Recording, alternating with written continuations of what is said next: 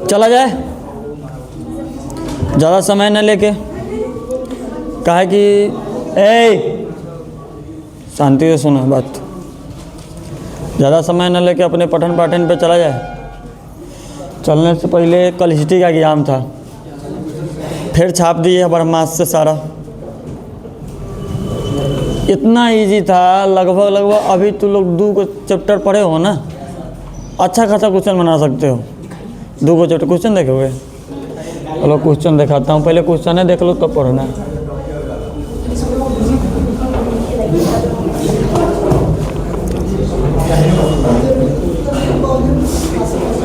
इतना ये सब भी पढ़े नहीं हो। बाणभट्ट हर्षचरित किस भाषा के थी? इतना इजी क्वेश्चन इस बार दिया है ना। अशोक अभिलेख में मुख्यतः किस लिपि का उपयोग किया जाता था? खरोष्ठी लिपि का या ब्राह्मणी लिपि का? ब्राह्मणी लिपि का। मार देंगे कि जब पर मुड़ा देंगे। तक्षशिला किस महाजनपद की राजधानी है? गंधार। जाके देखो, कल दिया हूँ 16 महाजनपद में तक्षशिला गंधार की थी, कल बताया था। अभी रोमन साम्राज्य वाले पढ़े नहीं हो? अरे भाई, सब्जेक्टिव में दम नहीं था, सॉरी ऑब्जेक्टिव में दम नहीं था ना, सब्जेक्टिव में दम था। अष्टध्यायी के लेखक कौन अभी पढ़ोगे? मनुस्मृति के संकलन पढ़ोगे अभी, कब से कब हुआ था। सातवाहन शासक अभी पढ़ोगे विजयनगर साम्राज्य में। ना सब्जेक्टिव में दम था ना ऑब्जेक्टिव में दम था। चौड़ी चौरा कब पुलिस, किस पुलिस से आक्रमण, उसमें आग लगा दी गई थी। हड़प्पा सभ्यता से क्वेश्चन होगा, देखना लास्ट में होगा। ये सब तो अभी दूसरा का, अभी सब तो पढ़ने में तुम लोगों को बहुत समय है। हड़प्पा सभ्यता से क्वेश्चन कहाँ गया रे? नारियल तथा पान अभी पढ़ोगे 3रा चैप्टर में। अभी 5वां चैप्टर का क्वेश्चन है, ये गलती किए हैं, इसका आंसर ये होगा लकड़ी। अरे यार हम मार देंगे तुमको यार।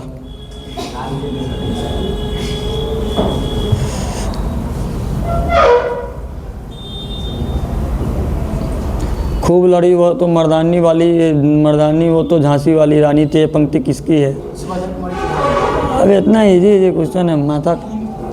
हिंदी नहीं है, इतिहास में भी है। हाँ तो हिंदू में भी पढ़ोगे, इसमें भी पढ़ोगे भाई।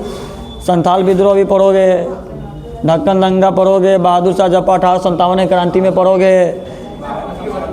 इतना इजी क्वेश्चन पूछा था, हमारे लगे तो फाड़ दिया कल। जैन धर्म के 24वें तीर्थकार कौन थे? महावीर स्वामी। लड़को सही लगाया है, गलत नहीं लगाएगा भाई। किताब उल हिंद पढ़ोगे इसके बाद वाले चैप्टर में, जस्ट किताब उल हिंद ख्वारिज्म के बारे में। सब्जेक्टिव तो और इजी है, सब्जेक्टिव तो तू सब बना देगा भाई। ऑब्जेक्टिव का टेंशन तो मैं किसी बच्चा को देता ही नहीं हूँ, क्योंकि इतना ना ऑब्जेक्टिव पे पढ़ा देते कि कोई टेंशन लेगा। हम बाबरनामा की रचना, बाबर। अकबरनामा किसने लिखा? अबुल फजल। हड़प्पा सभ्यता के विशिष्ट पूरा वस्तु में क्या शामिल था? इनमें समी, मोहरे, वाट, पक्की ईंटें, तीनों का तीन। लोथल नामक हड़प्पा स्थल कहाँ पे है? गुजरात में। लास्ट में आएगा हड़प्पा, पता है हमको, हम सबको बता दिए थे कि हड़प्पा से क्वेश्चन बनाना होगा। अगर शुरू में नहीं दिया होगा तो लास्ट में पहुंच जाना, सीधा से सीधा हड़प्पा का तुमको क्वेश्चन देखने को मिल जाएगा। वहाँ से क्वेश्चन देखो ना, मेसोपोटामिया के लेख नाविकों का देश किसे कहा जाता है? मेलुआ। हड़प्पा वाट समंतक किस पत्थर से बनाई गई थी? चट नामक पत्थर से। भारतीय पुरातत्व सर्वेक्षण के डायरेक्टर जनरल कौन थे? कनिंघम। मोहनजोदड़ो किस नदी के किनारे हैं? सिंधु। मगध की प्रारंभिक राजधानी कौन थी? पाटलिपुत्र। आओ ना, अभी तो तुम यही पढ़ रहे हो ना। हरियाणा पर बुक का अभी तो ये सब गोपुरम ही था, 5वां चैप्टर में चला गया। मुगल साम्राज्य की स्थापना 1526 में पानीपत का पहला युद्ध बाबर द्वारा किया गया था। उसके युद्ध लड़ने के बाद अभी ये सारे चीज़ आप देखो, आ जाओ। किताब उल हिंद की 2 विशेषता, वर्नियर के सती प्रथा विषय, गुरु नानक का जन्म, ये सब ही पढ़ना है तुम लोगों का। ये सब का हार्ड क्वेश्चन है, बच्चा 2 क्वेश्चन इसका इजी मिला, क्वेश्चनों को मार दिया। 4 नंबर, ये तो क्या हार पहुंच गया, अब वो नीचे आएगा, हमें पता था अब वो क्वेश्चन नीचे जाएगा। क्या कि नीचे मोहनजोदड़ो का क्वेश्चन मिलेगा, हड़प्पा सभ्यता का, क्या कि इजी तो वही बनेगा। अब देखो 1857 के विद्रोह के 2 कारण ये सही है।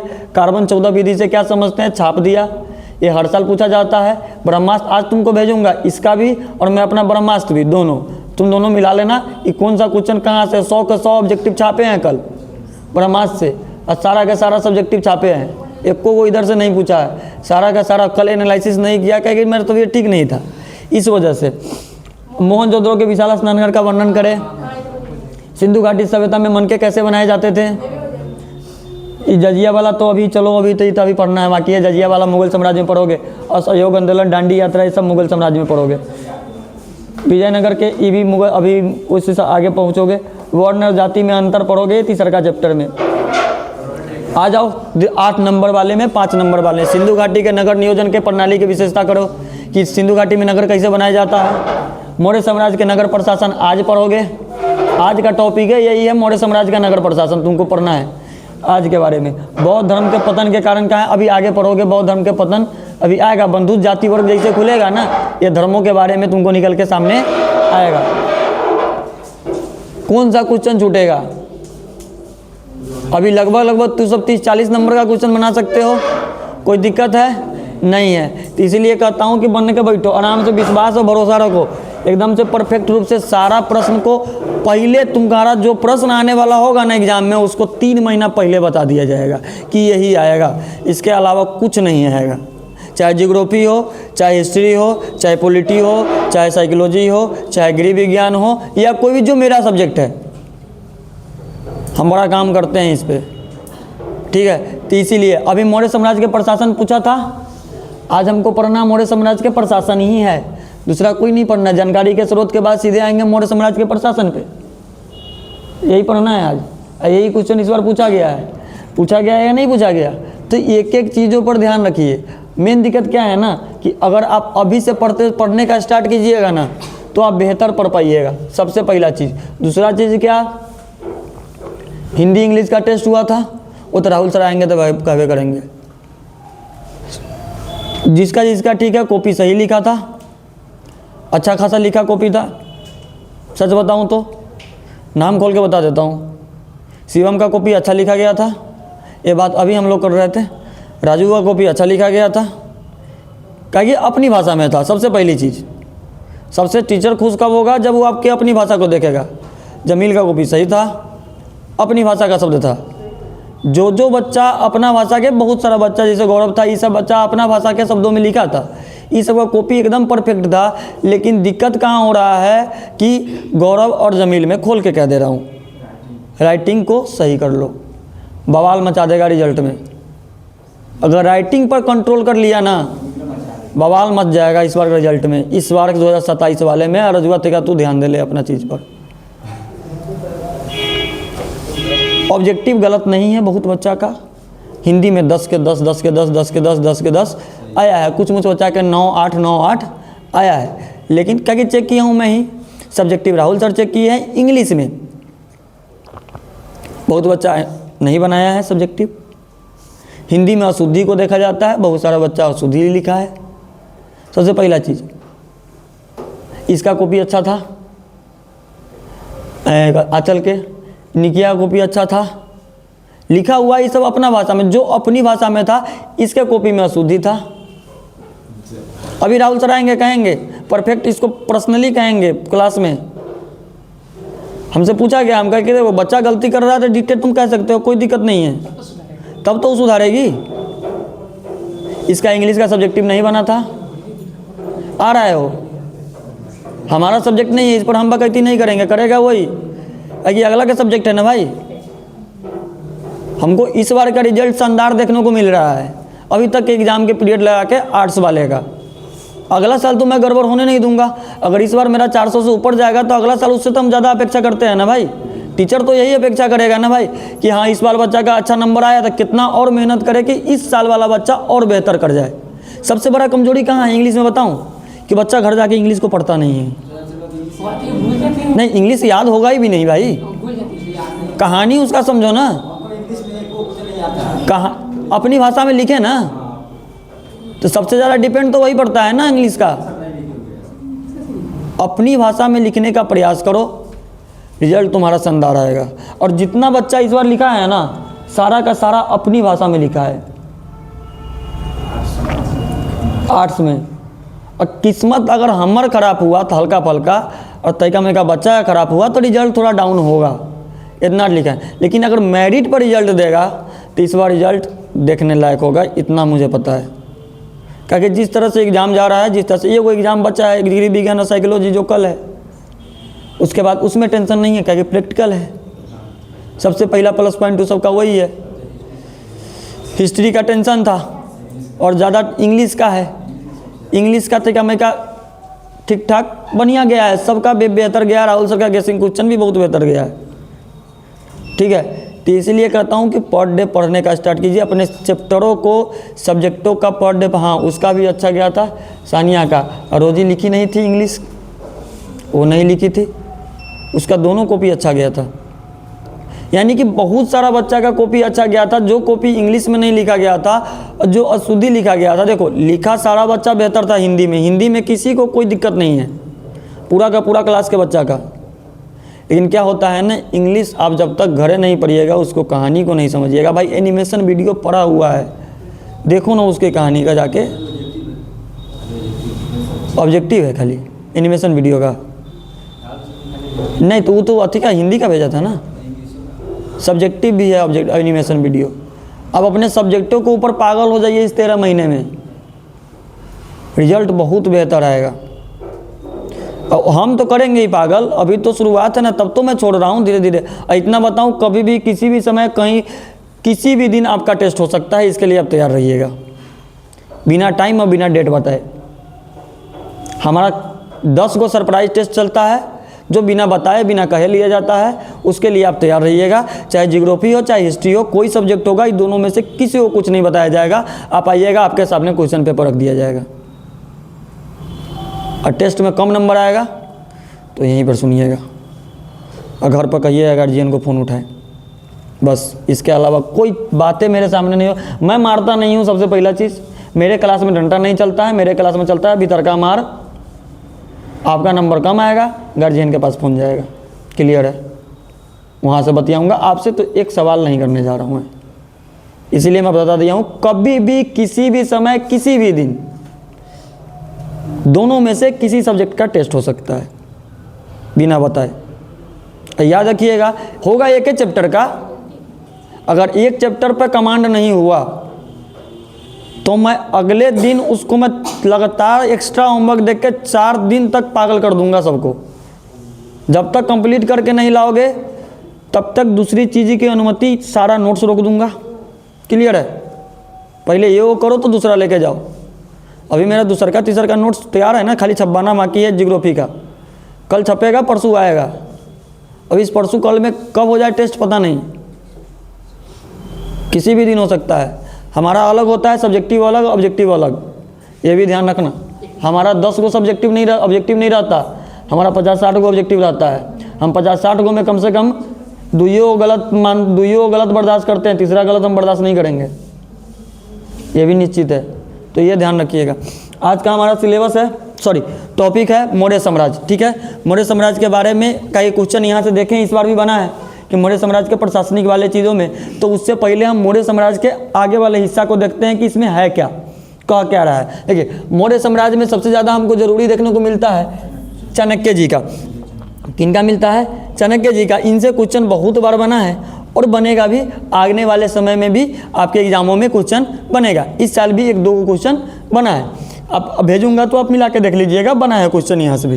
देखिए 300, आपको पता है चंद्रगुप्त मौर्य जी का जो शासनकाल था 321 से 185 ईसा पूर्व का था, ठीक है। अब इनके बीच में थोड़ा सा जानकारी ले लेते हैं, क्योंकि ये जानकारी आपको पता है, ये सारी जानकारी आपको वो इंट्रोडक्शन क्लास में बता दिया गया है। लेकिन थोड़ा बहुत जानकारी प्राप्त करना क्या है कि मौर्य साम्राज्य की स्थापना चंद्रगुप्त मौर्य द्वारा की गई थी। इनको धनानंद को मारने के बाद, जैसे धनानंद को मार के जो घमंडी राजा था, हाँ, इन्होंने मौर्य साम्राज्य की नींव रखी थी। यह बिहार राज्य में स्थित था। मौर्य साम्राज्य कहाँ स्थित था? बिहार राज्य में स्थित था, ठीक है। इनकी राजधानी क्या थी? पाटलिपुत्र थी। अभी ऑब्जेक्टिव में देखे थे क्वेश्चन, मगध उस दौर का क्या था, सबसे शक्तिशाली महाजनपद बनकर उभरा था। उस समय मगध सबसे शक्तिशाली महाजनपद बनकर उभरा था। याद रखना, यह क्वेश्चन पूछता है एग्जाम में कि मौर्य साम्राज्य के समय सबसे शक्तिशाली महाजनपद कौन था, तो मगध था। कौन था? मगध सबसे शक्तिशाली महाजनपद था। मौर्य साम्राज्य की स्थापना और उसके विकास के पीछे किस व्यक्ति का हाथ था? चाणक्य जी का हाथ था। मौर्य साम्राज्य को विकसित होने के पीछे, मौर्य साम्राज्य की नींव रखने के पीछे सिर्फ और सिर्फ एक व्यक्ति का हाथ था, जिनका नाम था चाणक्य। और इनसे एक क्वेश्चन बनता है, इनसे दो क्वेश्चन बनता है। पहला क्वेश्चन ये बनेगा कि अर्थशास्त्र के लेखक कौन है, तो कौटिल्य चाणक्य। दूसरा क्वेश्चन ये बनता है कि चाणक्य जी को कौटिल्य विष्णुगुप्त भी कहा जाता है, कि चाणक्य जी को क्या कहा जाता है, तो विष्णुगुप्त भी कहा जाता है। क्या कहा जाता है? विष्णुगुप्त भी कहा जाता है। ये दो क्वेश्चन इनसे बनता है। हाँ, चंद्रगुप्त मौर्य जी का गुरु थे कौटिल्य चाणक्य। ये भी बन सक, ये भी बात तो ये तो नॉर्मल सा क्वेश्चन ही हो, तो याद कर लो भाई। अब इतना लाइन बाई लाइन लिख, वो तो याद कर लोगे। इनसे 2-3 क्वेश्चन बनता है चाणक्य जी से, ज़्यादा नहीं। कि अर्थशास्त्र के लेखक कौन थे, तो कौटिल्य चाणक्य। ठीक है, उसके बाद कौटिल्य चाणक्य जी को क्या कहा जाता है, तो विष्णुगुप्त कहा जाता है। उसके बाद एक और बनता है, चंद्रगुप्त मौर्य के गुरु कौन थे, तो कौटिल्य चाणक्य थे। ठीक है, इतना क्वेश्चन इनसे बनता है। इन्होंने ही, सुनो, इन्होंने ही चंद्रगुप्त को तैयार किया और मगध पर मौर्य साम्राज्य का शासन स्थापित किया। क्या किया? मौर्य साम्राज्य का शासन स्थापित किया। और उस दौर के अंदर इनका शासन, जो मौर्य साम्राज्य का शासन था, वो अफगानिस्तान से बलूचिस्तान तक फैला हुआ था। याद रखना, ये प्रश्न बन जाता है एग्जाम में कि मौर्य साम्राज्य का जो शासन कहाँ से कहाँ तक फैला था, तो वो बिहार की बातें नहीं करेगा। वो इतना याद रखना, ऑप्शन में बिहार नहीं देगा, क्योंकि बिहार में तो पता है कि मगध पूरा बिहार में फैला था। लेकिन वो बात करेगा किसका? अफगानिस्तान से बलूचिस्तान तक की कहानियों को बात करेगा। ठीक है, ये थोड़ा सा इंट्रोडक्शन के तौर पे मौर्य साम्राज्य का था, जिनमें चाणक्य जी का हाथ था। लेकिन यहाँ पर बात करते हैं कि हमें मौर्य साम्राज्य का, जैसे कि हड़प्पा सभ्यता में हमें जानकारी का स्रोत उसके बर्तनों से मिला, मोहरों से मिला, ये सब चीज़ों से मिला ना, तो उसी तरह तो मौर्य साम्राज्य का कुछ न कुछ जानकारी हमको कहाँ से मिला होगा। इसके बारे में तो क्या कि इतिहास में तो जानकारी मिलता है, सो ही लिखा जाता है, लिखा जाता है। यहाँ से कहाँ से मिला? साहित्य से मिला, यानी कि वेदों से मिला, इनका धर्म ग्रंथों से मिला। पहला ये क्वेश्चन बनता है, याद रखना, ये सारा का सारा क्वेश्चन है। ये चीज़ें ध्यान रखना। अगर मैं चाहता तो सिर्फ और सिर्फ चैप्टर का क्वेश्चन आंसर करा के निकल जाता, लेकिन वहाँ से क्वेश्चन नहीं बनता है। ये 10th नहीं है, ये है 12th। यहाँ क्वेश्चन बनता है टॉपिक से, चैप्टर के अंदरों से क्वेश्चन पूछा जाता है। यहाँ क्वेश्चन तुम्हारे क्वेश्चन और आंसरों से नहीं पूछा जाएगा, ये टॉपिक के अंदरों से क्वेश्चन पूछा जाएगा कि कहाँ है। यहाँ के प्रश्न उत्तर जो लास्ट में दिया गया है ना, वो वहाँ से कुछ ना बनने का चीज़ है और कभी ना बनेगा। तुम पूरा इस साल का क्वेश्चन पेपर उठा के देख लो, एक भी क्वेश्चन तुम्हारा क्वेश्चन आंसर से नहीं बना है, सारा टॉपिक का क्वेश्चन आंसर है। अब नगर प्रशासन तुम दूसरे के चैप्टर का उठा के देखो ना क्वेश्चन आंसर, कहीं पर भी नगर प्रशासन के बारे में चर्चा नहीं किया होगा, लेकिन टॉपिक में तो है। तो सारा क्वेश्चन 12th में टॉपिक पर बनता है, इतना ध्यान रखना। सारा बच्चा टॉपिक को पढ़ोगे एग्जाम बेहतर जाएगा, टॉपिक छोड़ोगे एग्जाम फंसेगा। पर डे नहीं पढ़ोगे, तुम्हारे लिए आने वाले समय में तुम्हारा सब्जेक्ट, तुम्हारा सिलेबस काल बनते चला जाएगा, तुम्हारे लिए दुश्मन बनते चला जाएगा। 8 सब्जेक्ट के जितना इजी लेके सोच के बैठे हो सारा व्यक्ति, उतना इजी सोचना भी मत।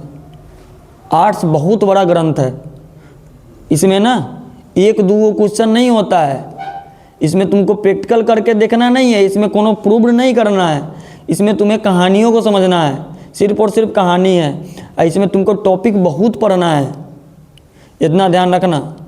एगो टॉपिक अभी देखो ना, दूसरा का चैप्टर तो चल रहा है, अभी खत्म हुआ है, अभी हम लोग 40% पर पहुँचे हैं, अभी 60% तो इसका बाकी है।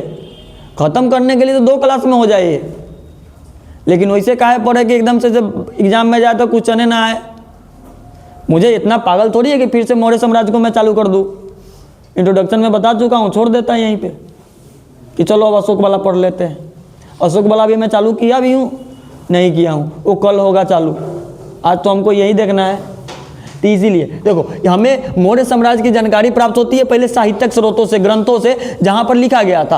अर्थशास्त्र में जो कौटिल्य चाणक्य जी थे, उनका किताब है अर्थशास्त्र के लेखक, उसमें भी मौर्य साम्राज्य की जानकारी हमको बहुत सारी चीज़ों में देखने को मिलता है। एक और किताब है जिनका नाम आगे कहेंगे, जो ये वाला नाम मुद्रा राक्षस, इसमें जो विशाख दत्त द्वारा रचित लिखित था मुद्रा राक्षस। ये मुद्रा राक्षस में ये भी मौर्य साम्राज्य के बारे में पता चलता है। ठीक है, हाँ, इंडिका भी है मेगास्थनीज का इंडिका से भी मौर्य साम्राज्य के बारे में पता चलता है। जो लेखक है ना किताबों का, उसका नाम कभी दिमाग से हटाना भी मत कि हाँ इसका लेखक का, कि क्वेश्चन वहीं से बनता है। देखो हर्षचरित वाला क्वेश्चन बना था इस बार, बाणभट्ट वाला हर्षचरित वाला क्वेश्चन बना था, इसीलिए वो किस भाषा में लिखा गया है और उसको कौन लिखा है, ये चीज़ें दिमाग में एकदम से बैठा के रखना कि हाँ ये क्वेश्चन बहुत बनता है। चाणक्य द्वारा लिखित अर्थशास्त्र, यानी कि अर्थशास्त्र से हमें मौर्य साम्राज्य के बारे में पता चलती है। जैसे कि सोचो ना, हड़प्पा सभ्यता में मन के बर्तन, मुहर, ये सब चीज़ों से पता चला ना, उसी तरह मौर्य साम्राज्य में भी पहला साहित्यिक स्रोतों से पता चला, दूसरा अर्थशास्त्र जो चाणक्य द्वारा लिखा गया था उससे हमें पता चलता है, तीसरा यूनानी राजदूत मेगास्थनीज द्वारा लिखी गई जानकारियाँ। जो मेगास्थनीज थे, मेगास्थनीज कौन सी किताब लिखे थे? इंडिका। इनकी किताबें का नाम था, मेगास्थनीज किताब का नाम क्या था? इंडिका था। ये इंडिका से हमें मौर्य साम्राज्य के बारे में पता चलता है कि नहीं चलता है। उसके बाद ये विशाख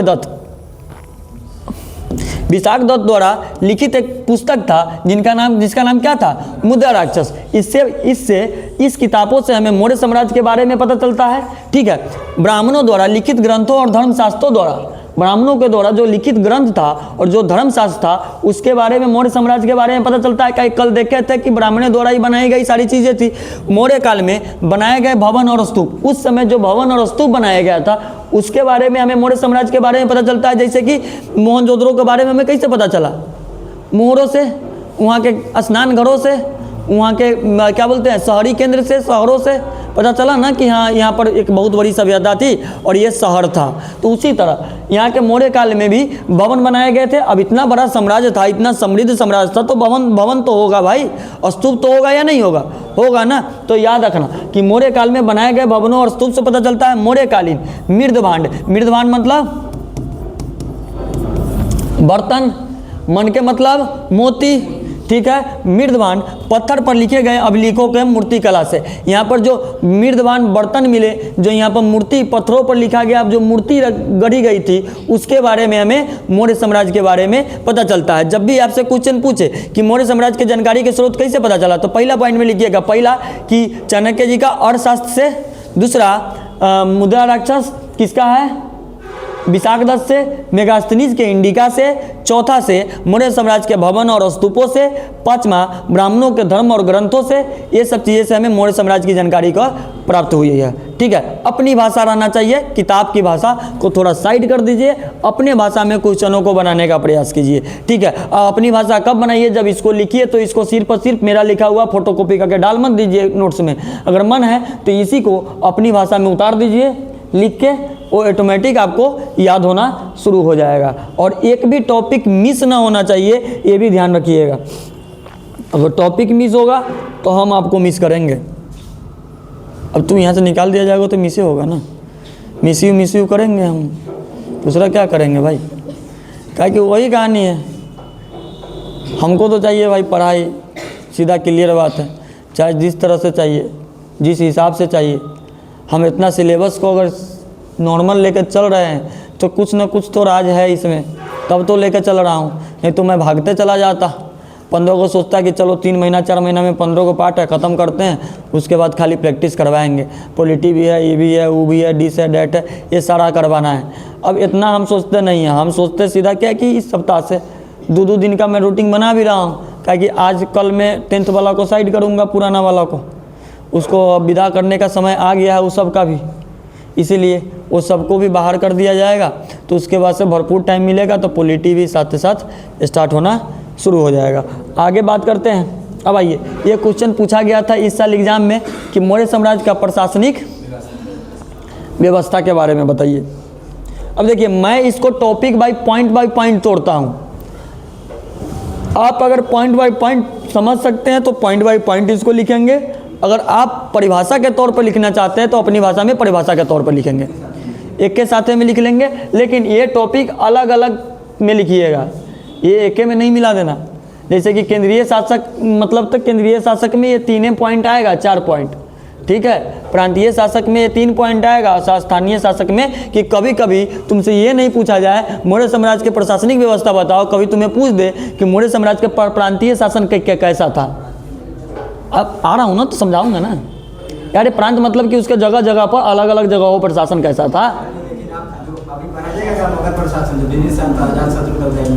हाँ, उसको मैं अजातशत्रु या उदयन का नाम ही नहीं है, उसका तो कोई कहानी नहीं है चैप्टर में, उस सब का कहानी नहीं है चैप्टर में। कहाँ? अगर तुम्हारे सिलेबस में होगा, मैं पिछले साल 3-4 साल से पढ़ा रहा हूँ, छोड़ो ना, अगर होगा आपके सिलेबस में तो आपके सामने ज़रूर रख दिया जाएगा। अगर आपका मन है कि हाँ जो जो राजा के बारे में बताया था अगर उसके बारे में जानना है तो ठीक है, एक दिन उस पर भी विचार कर लिया जाएगा, कोई दिक्कत नहीं है। हमें खुशी होती है कि भाई बच्चा कहता है कि ना सर इसको नहीं, इसको भी करवा दीजिए, तो हम उतना भी करके लाएंगे, क्या दिक्कत है, 1 घंटा और सही। उसका टेंशन न लेना कि हाँ तुमको जहाँ डाउट हो रहा है वहाँ डायरेक्ट कहना कि ये चीज़ें है, इस चीज़ों को थोड़ा करवा दीजिएगा तो बेहतर होगा, उस चीज़ों को मैं करवा दूंगा, उसका टेंशन नहीं लेना कभी भी। यही मत सोचना बोलने में, कभी मत हिचकिचाना कि हाँ ये चीज़ें छूट गई है तो छोड़ देंगे, नहीं। अगर क्या पता हमारे पास भी 10th है, 9th है, 8th है, 6th है, तुम है, 12th है, सब है, कहीं से स्किप कर जाए, ये भी हो सकता है ना कि स्किप करना क्या, कि सबको तो इसी पर पढ़ाना है, इसी तरह बना के पढ़ाना है। तो इस वजह से जिसको भी डाउट हो बताइएगा। देखिए बात करते हैं मौर्य साम्राज्य की प्रशासनिक व्यवस्था का, तो केंद्रीय शासक यानी कि राजा की बात करते हैं। किसकी बात करते हैं? राजा का। अब राजा का कितना काम था, क्या था, कहाँ कहाँ पर इसका वर्चस्व था, उसके बारे में ये कह रहा है। एकात्मक शासन, संपूर्ण राज्य पर किसका अधिकार होता था? राजा का नियंत्रण, यानी कि पूरा मौर्य साम्राज्य पर एक राजा का अधिकार होता था, पहला। दूसरा, न्यायाधीश के रूप में कार्य करते थे। न्यायाधीश मतलब समझते हो ना, जज के रूप में कार्य करते थे। जो डिसीजन लेगा कौन लेगा? राजा लेगा। यानी कि राजा को न्यायाधीश ही कहा जाता है, अपनी भाषा में कहें तो न्यायाधीश का मतलब वो किताबों में जोड़ दिया गया है कि राजा को न्यायाधीश के रूप में आप देख सकते हैं। यानी जो डिसीजन लेगा वो कौन लेगा? राजा ही लेगा। ठीक है। अगला क्या था? सेना का प्रमुख होता था, कौन होगा? राजा। सेना का प्रमुख कौन होगा? राजा के अंदर में आएगा। अब देखो सेना का प्रमुख राजा के अंदर में कैसे आएगा? पूरा सेना का, मौर्य साम्राज्य छोटा मोटा सभ्यता नहीं था, 3 लाख 4 लाख उसका पैदल सेना था। सोचो 3 लाख 4 लाख, अभी है इसी में है, 3 लाख 4 लाख उसका पैदल सेना था, जो पैदल चलता था। घुड़सवार अलग है, हाथी सवार अलग है, ये सब अलग है। तब तो इतना बड़ा साम्राज्य था, 16 राज्यों का महाजनपद, इसे ही थोड़ी कहा गया है। उसके बाद क्या है कि मंत्री परिषद की स्थापना, यानी कि मंत्री परिषद की स्थापना सिर्फ और सिर्फ कौन कर सकता था? राजा ही कर सकता था। राजा के गिन के 4 काम थे। पहला कि पूरे राज्यों पर राजा का शासन होगा। दूसरा, वो न्यायाधीश के रूप में डिसीजन ले सकता था।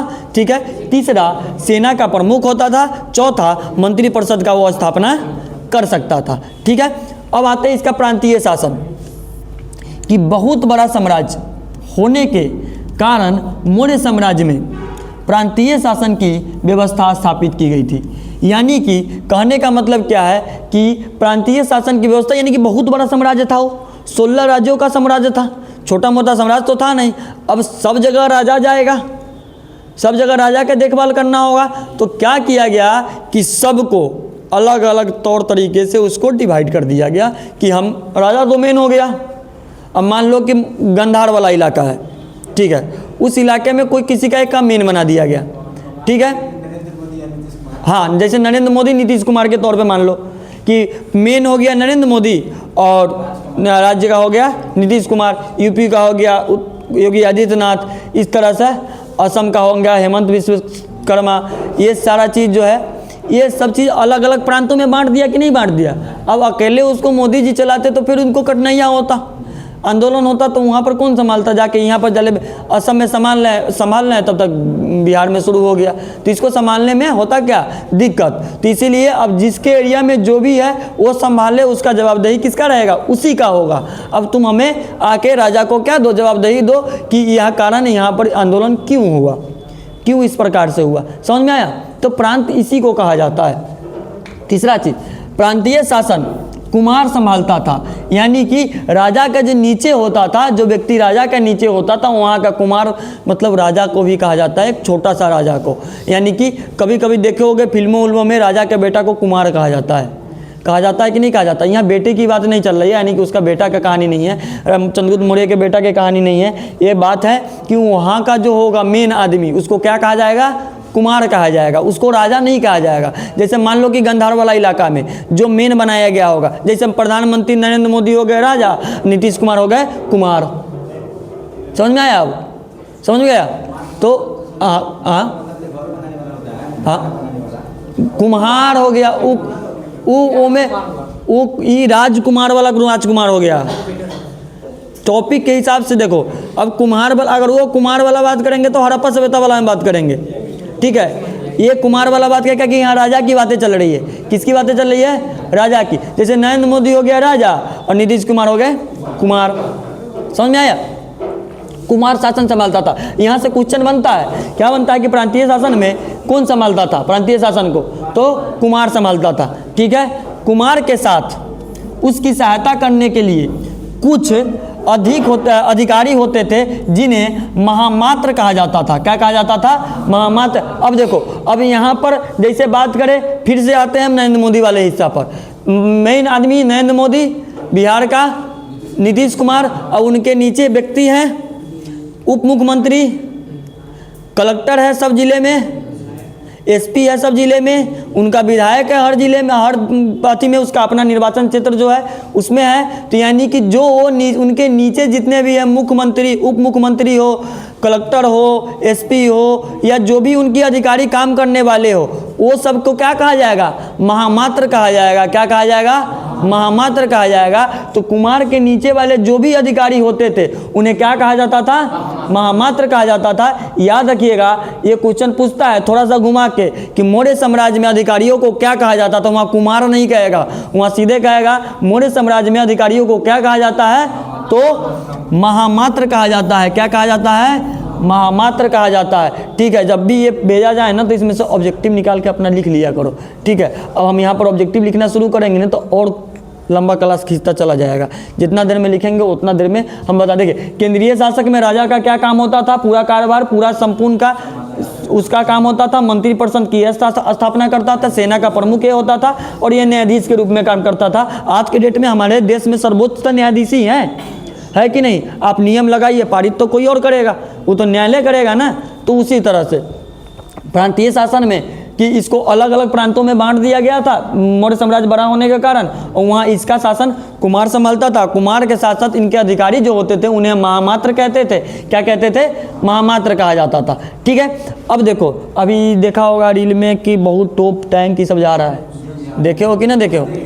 सब जगह से पूरा विदेश, पूरा देश का भ्रमण कर रहा है कि तोप भी देख लिया, जो फिल्मों में देखता था और सामने से नज़र से देखा। हम भी देखे बरगिनिया में तोप देखा, टैंक देखा, ट्रक देखा, छोटा वाला भी गाड़ी देखा, सब जगह सब तरह का चीज़ें देखी कि नहीं देखी। अब फील्डिंग सेट हो रहा है किसी न किसी का, ये भी याद रखना। इतना चीज़ें आने का मतलब है कुछ न कुछ फील्डिंग कहीं ना कहीं सेट हो रहा है।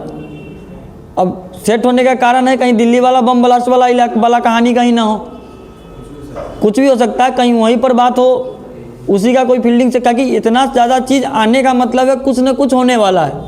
अब इसको पूरा देशों से पूरा देश में भ्रमण कराया जा रहा है, एक एक स्टेशन पर दिखाया जा रहा है।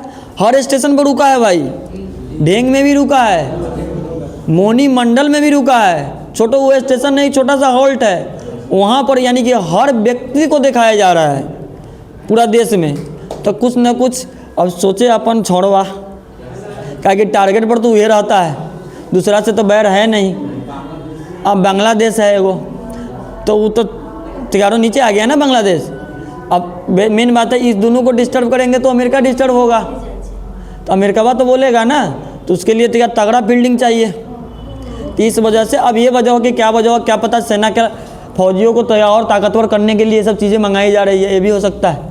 या युद्ध तो होगा, अब अभी हो या कुछ दिन के बाद हो या कुछ साल के बाद हो, युद्ध तो फिर होने वाला है, बड़ी भयानक होने वाला है। छोटा मोटा युद्ध ना होने वाला है, टेंशन न ले, बहुत तगड़ा युद्ध देखेंगे हम सब, वो 1971 1965 वाला फिर से कहीं देखा जाएगा, जब बॉर्डर फिल्म में दिखाया गया है वो चीज़ कहीं देखा जाएगा।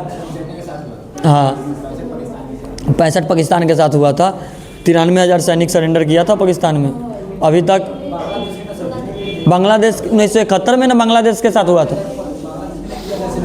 पाकिस्तान किया था, जाके देख क्या, आज तक बेचारा पागल की तरह रोता है पाकिस्तान। 93,000 सैनिक सरेंडर किया था, आज भी इतिहास रिकॉर्ड बना हुआ है। 93,000 सैनिक, एक दो सैनिक नहीं, किसी सेना का प्रमुख का बैच निकाल के रख देना, ये उसके देश के सबसे, यानी कि किसी सेना का उसका वर्दी ना उसका देश का सबसे सर्वोच्च धन होता है, और उसी चीज़ को निकलवा के रखवा देना। 93,000 सैनिक को पूरा इन्फेंट्री यानी कि बंदूक को नीचे रखवा देना, सिर्फ और सिर्फ इकलौता है तो भारत है। उसके अलावा कोई देश के पास इतनी ताकत नहीं है जो उतना सेना को सरेंडर करवा दे, और सरेंडर करवा के लिखवा लिया कि हाँ आप पूरा इतिहास आज भी फ़ोटो सहित मौजूद है। तो ऐसा देश है अपना, परेशान मत हो।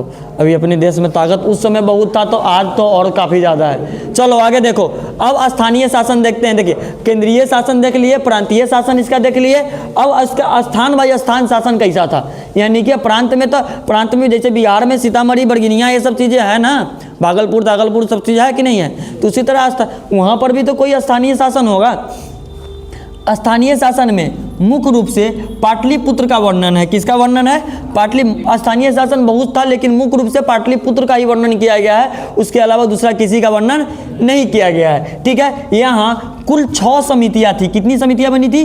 6 समितियाँ थी जो पाटलिपुत्र को संभालती थी, और हर समिति में 5-5 क्या होते थे? अधिकारी हुआ करते थे। जैसे कि हम लोग स्थानीय शासन की बात करते हैं अगर अपना तौर तरीका से, तो यहाँ पर क्या देखेंगे? स्थानीय शासन अगर बरगिनिया की बात करें तो ब्लॉक स्तर पर जाओगे आप, ब्लॉक में अधिकारी लोग बैठते हैं कि नहीं बैठते? अगर सीतामढ़ी की बात करो, छोड़ो बरगिनिया उतना समझ नहीं पाएगा, सीतामढ़ी की बात करते हैं। सीतामढ़ी का जिला का मालिक कलेक्टर, जिला अधिकारी जो अभी रिची पांडे जी हैं, कलेक्टर है ना अभी हमारे यहाँ का, अब उनके अंदर ये सारा चीज़ आएगा, और उनके अंदर समिति भी होगा बनाया हुआ, जैसे कि ब्लॉक है। अब वो तो सवाल जवाब जब भी करेंगे तो ब्लॉक से करेंगे ना, कागजी पत्र वाला, तो उनके नीचे का अधिकारी ये हो गए। ब्लॉक जब भी सवाल जवाब करेगा तो क्या करेगा? वो अपने नीचे वाले अधिकारी से बात करेगा। राजस्व विभाग का जो वीडियो होंगे वो राजस्व विभाग का होंगे, वो सीओ साहब होंगे, वो ये सबसे उनकी वो बात करेंगे कि नहीं, गलती हो या सही हो, जानकारी तो उन्हीं से लेंगे। तो इसी तरह का समितियां बनाई गई थी पाटलिपुत्रा में। सिर्फ एक ही मुख्य रूप से वर्णन किया गया स्थान का, जो पाटलिपुत्रा का वर्णन किया गया, जिसमें 6 समितियां थी। ठीक है, और हर समिति में 5-5 व्यक्ति थे। ये प्रश्न आता है कि पाटलिपुत्र में स्थानीय शासन में कितनी समितियां बनाई गई थी? तो 6 समितियां, और 6 समितियों में 5-5 अधिकारी होते थे, ये याद रखना। ठीक है, 6 समितियों में कितने अधिकारी होते थे? 5-5। इस तरह इसमें कुल कितने सदस्य थे? 6-5-30, 30 सदस्यों का समूह था। ठीक है, कितने सदस्यों का? 30 सदस्यों का समूह था। काहे कि स्थानीय के तौर पर भी काम करना होगा ना, और जब भी ब्लॉक बीडीओ साहब बात करेंगे तो आपके गांव के मुखिया से बात करेंगे। जो पैसा फंड आएगा, आपने काम किया या नहीं किया, ये चीज़ें हुई या नहीं हुई, तो किससे बात करेगा? मुखिया से बात करेगा। तो वो तो ये भी समिति का हिस्सा हुआ ना, इसी समिति का हिस्सा हुआ कि दूसरा समिति का हिस्सा हुआ। जैसे कि बात करें कि कौन हो इसमें का कलेक्टर है, ठीक है, उसके नीचे वो वीडियो है, अब उसके नीचे राजस्व विभाग वाले व्यक्ति आ गए, इसके क्या कहते हैं, सीओ साहब वाले आ गए, गांव के मुखिया आ गए, सरपंच आ गए, ये सारी चीज़ें व्यक्ति आ गए, वार्ड पंच आ गया। तो ये सब चीज़ें क्या है? वो समिति का हिस्सा ही तो है या नहीं है? तो यही चीज़ें स्थानीय शासन। स्थानीय शासन में सिर्फ और सिर्फ किसका जिक्र किया गया है? पाटलिपुत्र का। उसमें 6 समिति बनाई गई थी, बस इतना याद रखना है। उसमें 6 समिति बनाई गई थी, हर समिति में 5-5 अधिकारी होते थे। कितने अधिकारी होते थे? 5-5 अधिकारी होते थे। अगला बात करते हैं सैन्य व्यवस्था। अब इतना बड़ा साम्राज्य के प्रशासनिक व्यवस्था पढ़ रहे हो, प्रशासनिक के अंदर भी सैनिक व्यवस्था इस प्रशासनिक के अंदर ही आता है। अगर अपना प्रशासनिक व्यवस्था की बात करेंगे तो बिहार पुलिस, ये सारी चीज़ें बिहार की प्रशासनिक व्यवस्था के अंदर आएगा या नहीं आएगा? ये सारा चीज़ें तो प्रशासनिक व्यवस्था के अंदर ही आता है। वीडियो कलेक्टर, ये सारी चीज़ें कुछ में आता है, उसी के अंतर्गत ही आता है कि नहीं आता है? एसपी हो गया। तो अब यहाँ के सैन्य व्यवस्था देखो कितना तगड़ा था मौर्य साम्राज्य का, कितना शानदार सैन्य व्यवस्था था। विशाल साम्राज्य की रक्षा करने के लिए मगध साम्राज्य में विशाल सेना थी। क्या सेना था? विशाल सेना था। हम अपने बाहर लिए ना हम अपने शुरू से बाहरी तो तो लिए हम जैसे कोचिंग खोली तो हम अपने बाहरी छी सर अहाँ बीच में लली वाला तो अहाँ बाहर लेते ली तो दोसर ना बाहरी छी।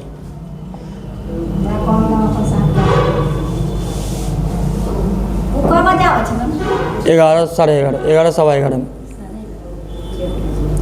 देखो विशाल साम्राज्य की रक्षा करने के लिए मगध साम्राज्य में क्या था, एक विशाल सेना था। इसकी व्यवस्था करने के लिए 30 लोगों की 6 समितियां बनाई गई थी। एक समिति में कितने लोग, 30 लोग।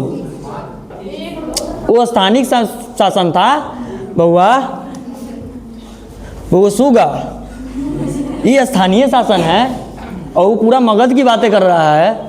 ये चीज़ें ध्यान रखना, यहीं पर तो यह कन्फ्यूज होता है बच्चा। ये स्थानीय शासन की यानी कि एक स्थान का बात कर रहा है और ये पूरा मगध की बात कर रहा है, ये पूरा मगध की बात कर रहा है। ठीक है, इसमें व्यवस्था में 30 लोग थे। 30 लोग में एक समिति में 30 लोग, तो 6 समिति में 180 लोग। कितने लोग, 180 लोग बनाई गई थी, जिसमें प्रत्येक में 5-5 लोग हुआ करते थे। कितने लोग, प्रत्येक में, सॉरी गलती मैं किया, 30 लोग थे। 6 समिति में 30 लोग थे और एक समिति में 5 लोग थे। ठीक है, हम गलती थे, हम गलत है भाई, हम आगे वाला लाइन नहीं पढ़े थे। एक समिति में 5 लोग थे, 6 समितियों में 30 लोग थे। इस सेना में 6 लाख पैदल, मैं 3 लाख बोला था, 6 लाख पैदल सैनिक, 30,000 घुड़सवार और 9,000 हाथी और लगभग 8,000 रथ हुआ करते थे। कितना खतरनाक सैनिक व्यवस्था था ये देखो मौर्य साम्राज्य का। ये सारा का सारा चंद्रगुप्त मौर्य जी, अशोक सम्राट, महान अशोक सम्राट, इनके बाद अशोक सम्राट का स्टार्ट हो जाएगा। इतना खतरनाक, सुनो 6 लाख पैदल सैनिक। कभी कभी क्वेश्चन पूछता है कि मौर्य साम्राज्य में सैनिकों की संख्या, पैदल सैनिकों की संख्या कितनी थी, तो 6 लाख पैदल सैनिक, 30,000 घुड़सवार, 9,000 हाथी और 8,000 रथ सवार। के जीतेगा भाई, जीतेगा, जीता भी नहीं। देखा मौर्य साम्राज्य के बाद गुप्त साम्राज्य आया था, जो भी साम्राज्य आया था सब इसी वंश का था, दूसरा किसी वंश का नहीं था। अब चंद्रगुप्त द्वितीय के नाम सुने होंगे ना, विक्रमादित्य, ये सब इसी साम्राज्य का था। उसके बाद कोई साम्राज्य आके इस पर कब्जा नहीं कर पाया। मगध पर कब्जा करना, मैं कल भी कहा था, बहुत दिन कहा हूँ कि अशोक सम्राट एक ऐसा व्यक्ति है जिंदा यमराज, नहा धो के खा पी के तैयार होके आओ, अगर यमराज से भेंट करना है तो अशोक सम्राट के पास चले जाओ, वो ऑटोमेटिक आपको यमराज का मिलन हो जाएगा। दुश्मनों के लिए, अपने प्रजा के लिए नहीं, अपने प्रजा के लिए तो भगवान थे। और कलिंग के युद्ध के बाद वो ये सारा चीज़ छोड़ दिए, उसके बाद धर्म के प्रचार में निकल गए, बौद्ध धर्म इस सब के प्रचार में वो निकलते हुए आगे बढ़ते हुए चले गए। देखो अब समितियाँ, देखो समितियाँ का कार्य क्या था। 6 समिति की बात किए थे। देखो समिति के कार्य और पैदल सैनिक, पहली समिति में कौन था, पैदल सैनिक थे। दूसरी समिति में घुड़सवार थे। तीसरी समिति में नौसेना था। चौथी समिति में रथ सेना था और 5वीं समिति में हाथी वाला सेना था और 6ठी समिति में और शस्त्र और भोजन की व्यवस्था। जो आज की सैनिक व्यवस्था है ना, सेम टू ये सिर्फ और सिर्फ हवाई वाला सैनिक नहीं है, ये सारा है। नौसेना तुमको देखने को मिल गया, नाव वाला, पानी के द्वारा भी लड़ सकते हैं। आया तो उस समय विक्रांत थोड़ी था, अभी के समय विक्रांत, INS विक्रांत, INS राजदूत, ये अभी के समय में 2 गो हमारे पास बहुत तगड़ा है। खराब जहाज पाकिस्तान के उड़ा दिया, बताओ, जो आज तक चालू नहीं हुआ था। और सामने आया पाकिस्तान के पनडुब्बी, वो समय कहना चालू हो गया, वो इंजन है कि उड़ा दिया। रडार में पकड़ाने के बाद बच्चों, जिस समय उस पर इंजन बन रहा था, INS विक्रांत, तो देखो INS विक्रांत अगर आपका टूटेगा ना तो फिर आपका नौसेना का कमर टूट जाएगा। INS विक्रांत से ना पूरा जितना फाइटर प्लेन है ना उसी से उड़ता है, लैंड उसी से करता है वो आगे जाके। ठीक है, और राजदूत जो था, पनडुब्बी को मारने की सबसे ज़्यादा क्षमता है राजदूत के पास, और वो था खराब आपका, और वो पड़ा था दूसरे जगह हिस्सा में, वो बन रहा था बेचारा। क्या कि अब खबरी तो सब देश के रहता है, उसको पता चला कि INS राजदूत खराब है, वो दूसरे इलाका में बन रहा है, और उसको पता था कि INS राजदूत यहाँ पर है, कहाँ के, कौन सा जगह का नाम है, वहाँ पे है, लेकिन आईएनएस राजदूत दूसरे जगह पे था। अब जो पनडुब्बी था उसको घुमा के लेके जाना था आईएनएस राजदूत के पास, क्योंकि विक्रांत के पास जाना ही नहीं था। तो खबर फैला दिया गया कि विक्रांत वहाँ है, और वहाँ था आईएनएस राजदूत खड़ा था। पनडुब्बी रडार के में आया, उड़ा दिया। तो सोचो, अपना यहाँ खराब इंजन भी काम कर जाता है मुसीबत में, और उसका नीमन इंजन भी खराब हो जाता है मुसीबत में। एगो ड्रोन की पकड़ लिया, कहा कि फाइटर प्लेन उड़ा दिए हैं। ये ड्रोन पकड़ के पाकिस्तान लगा फाइटर प्लेन उड़ा दिए। बताओ, अरे वो ड्रोन है, तुमको देखने गया था क्या क्या हो रहा है, क्या क्या नहीं हो रहा है। वो फाइटर प्लेन थोड़ी था कि तू उड़ा देगा तो बड़का नाम कर लेगा। वो देखो ड्रोन बनाया गया था, कैमरा सेट किया गया था, थोड़ा मोड़ा कुछ चीज़ उसमें रखा दिया गया था, वही में तो रावलपिंडी उड़ गया वो ड्रोने से। तो ये सारी चीज़ें हैं। उस समय के प्रशासनिक व्यवस्था देखो, पैदल सेना भी इसके पास था जो अभी हमारे पास आर्मी है, घुड़सवार जो हमनी के पास ट्रक उड़क वाला है, नौसेना जो हमारी नेवी है उसके पास भी था, रथ सेना बात करें तो टैंक उंक वाला ले लो, तोप वाला अभी के समय में रथ वही है, तोप वाले, हाथी वाला सेना, यानी कि जब बड़का टैंक आता है एक बड़का बड़का गोला बारूद निकलता है। अभी गया है ट्रेन में देखा होगा, बड़का भी था, खाली छोट के था। तो अब सोचो, अब जो लगाता है रडार जो बॉर्डर पे लगाता नहीं है, जिससे पता चलता है कि फाइटर वाइटर आता है तो वो पकड़ लेता है कि आ रहा है तो उसको मारता है। ठीक है, S-400 जिसका नाम था, S-400 जिसका नाम था वो, और अस्त्र वाला तो हमारे पास मौजूद सबसे बड़का आर्मी BSF, ये सब तो खड़ा ही है, ये है बॉर्डर पे। तो ये सारी चीज़ें उस समय भी थी, बस एगो एयरफोर्स इसके पास नहीं है। डिफेंस वाला तो है ही इसके पास, सारा तो डिफेंस वाला है, एयरफोर्स वाला इसमें नहीं है। अब उस समय उतना टेक्नोलॉजी थोड़ी था भाई प्लेन का जो एयरफोर्स वाला भी बन जाए। लेकिन प्रशासनिक व्यवस्था देखो, वहाँ का सैन्य शक्ति देखो, मौर्य साम्राज्य का कितना तगड़ा था। उस समय इसके पास 6 लाख पैदल सैनिक था। अभी पाकिस्तान के पास ना है, अभी पाकिस्तान के पास ना है। 15 फरवरी के मैच होने वाला है पाकिस्तान का इंडिया के साथ, और वो कह रहा है नहीं खेलेंगे। अब कह रहा है नहीं खेलेंगे तो ICC कह रहा है 2300 करोड़ रुपया फाइन दो, नहीं खेलेगा तो 500 करोड़ रुपया तो उसका क्रिकेट का बचते हैं, और 2300 करोड़ से फाइन मांगता। फिर 3 गो कंडीशन रखा है कि इंडिया के लोग हाथ मिलाएगा, खिलाड़ी हैंडशेक करेगा, जो हमारा मैच का फीस है वो मैच का फीस देगा, ठीक है, बढ़ा के कि थोड़ा बहुत होगा कर्जा सद है, मैच का फीस देगा।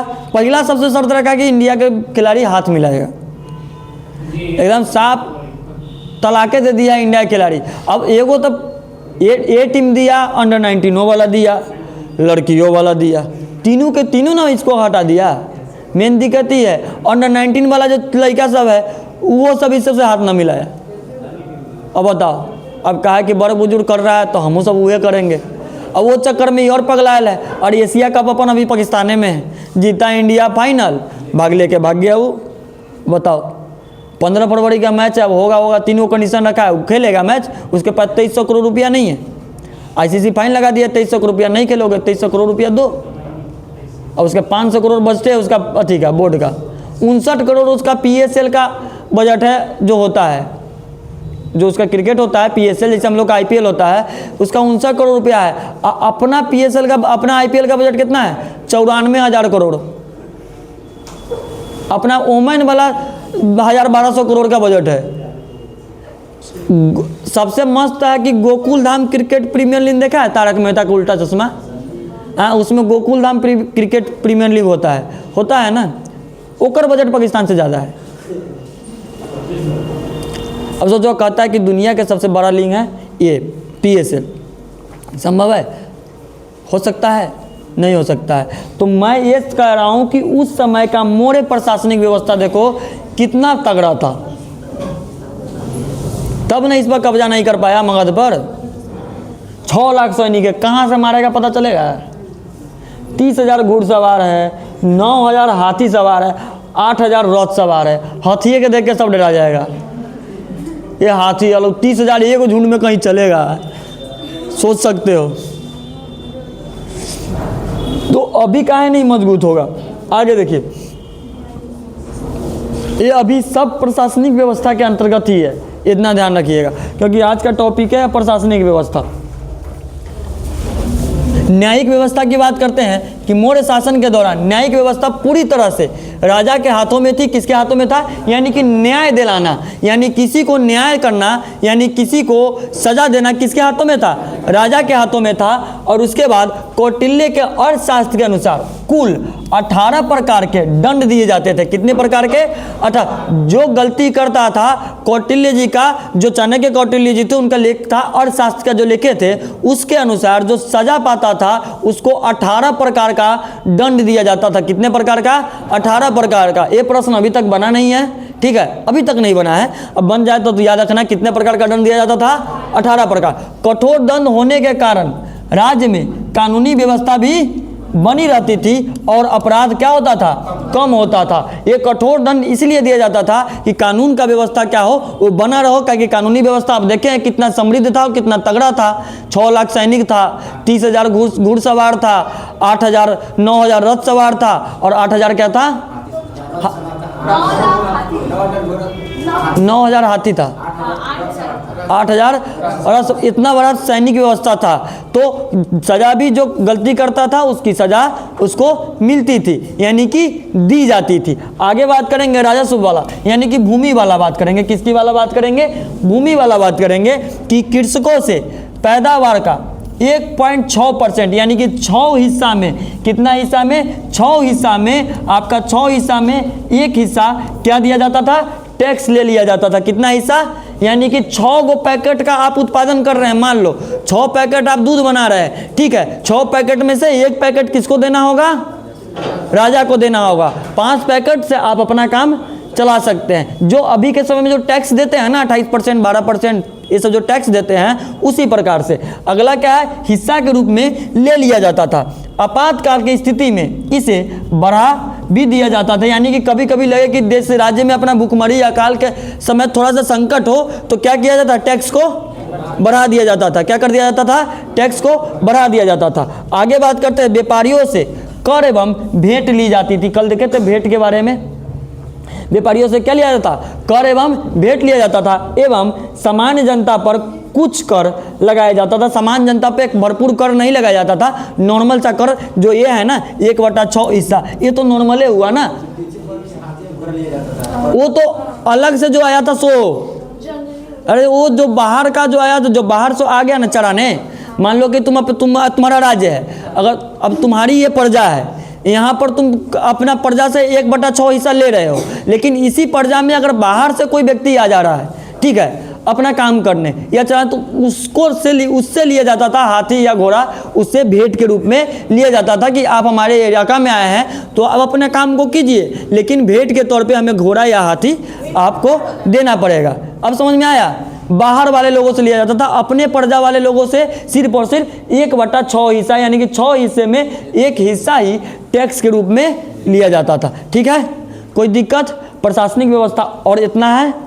एक पॉइंट और है, कल पढ़ेंगे अशोक महान सम्राट जी के बारे में, कलिंग का युद्ध, ये सब चीज़ें, धर्म का प्रचार, ये सारी चीज़ें शुरुआत होगा कल से। ठीक है, नोट्स प्रॉपर ढंग से होना चाहिए। मैं पहले बताया हूँ कि मेरा टेस्ट किसी भी दिन कहीं पर भी किसी भी समय हो सकता है, मतलब कि क्लास में भी होगा, लेकिन कब होगा, कौन से सब्जेक्ट का होगा पता नहीं चलेगा। इसीलिए तैयारी ठीक से कीजिएगा, टेस्ट का बढ़िया ढंग से कीजिएगा, क्योंकि ऑब्जेक्टिवों की संख्या ज़्यादा होगी, ये भी याद रखिएगा। कि मैं लूँगा एक दिन ऑब्जेक्टिव एक दिन सब्जेक्टिव, दोनों अलग अलग होगा, एक दिन दोनों को मिक्स नहीं करूँगा, परेशान मत हो। ठीक है, मुझे नहीं पता ऑब्जेक्टिव में ऑप्शन होगा या नहीं होगा, वो मेरे ऊपर निर्भर करता है। मेरा मन करेगा तो ऑप्शन दूंगा, नहीं मन करेगा तो नहीं दूंगा। क्लियर बात है, दूसरा कोई बातें नहीं है। आप पढ़िए ना भाई, आपको ऑप्शन के तौर पर थोड़ी मैं पढ़ाया हूँ, आपको तो मैं पढ़ाया हूँ कि बिना ऑप्शन के तुम बनाओ, क्वेश्चनों के एकदम सटीक याद रखो, सीधा बात है। एक तीर लगाओ परफेक्ट लगाओ, बात हो गया खत्म। वो वाला ऑप्शन तो ऑप्शन मेरे से हिस्सा ना, हाँ मेरा मन कर गया, अगर खुश हो गए उस दिन तो ऑप्शन डाल दूंगा, अगर खुश ना हुआ, अगर ऐसे दबाव में बनाना पड़ा एकदम, तो बिना ऑप्शन के दूंगा। ऑप्शन मेरे जीवन का हिस्सा नहीं है, मेरा जो भी होता है एक होता है। ऑप्शन कभी भी किसी भी लाइन में मैं रखता ही नहीं हूँ, अपना जो चलेगा एक ही चलेगा, उसके अलावा दूसरा नहीं चलता। इसीलिए नोट्स को बढ़िया ढंग से बनाते रहिएगा। किसी दिन कभी भी बरस सकता हूँ मैं, कि अगर प्यार मोहब्बत से पढ़ा रहा हूँ तो जहिया बीपी हाई हुआ, मिर्गी उखड़ा, जहिया अंदर का मिर्गी उखड़ा, तो हम सब के मिर्गी उखाड़ देंगे, समझ अनिल? ध्यान रखिए बात के एकदम परफेक्ट रूप से, ठीक है ना। तब